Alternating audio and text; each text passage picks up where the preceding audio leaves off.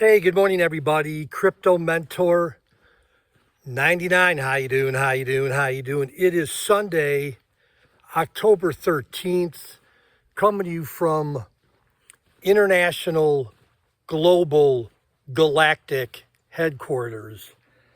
And let me kind of paint a picture for you of the area that I'm in. It's in the middle of nowhere. And the reason I'm doing this video, there's helicopters that drop people off all day long who come in from Guatemala City. And this is like their summer home area. So this is like in the middle of the jungle.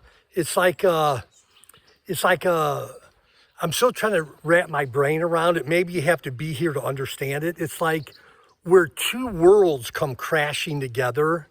This wonderful subdivision where the people with resources live and people of stature and people of prominence, and they build this subdivision right in the middle of nowhere.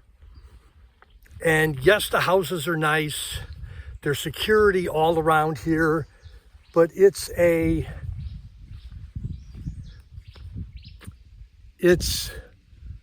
like a tale of two cities.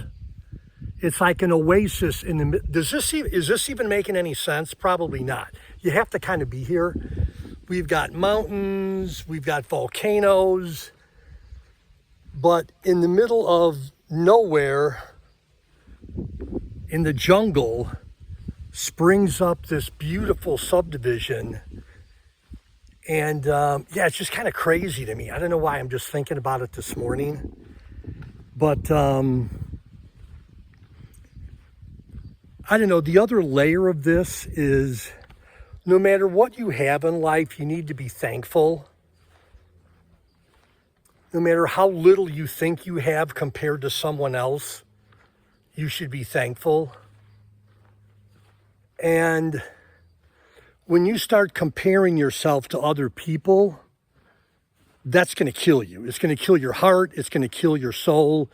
You don't want to be comparing yourself with your neighbors and who's got the biggest boat. Well, you can if you want to, but it's just not going to be healthy for you. But again, I'm just thinking about the wealth of the world and the poor of the world that's touching right here in the jungles. I call it a jungle. The jungles of Guatemala. So I did a video earlier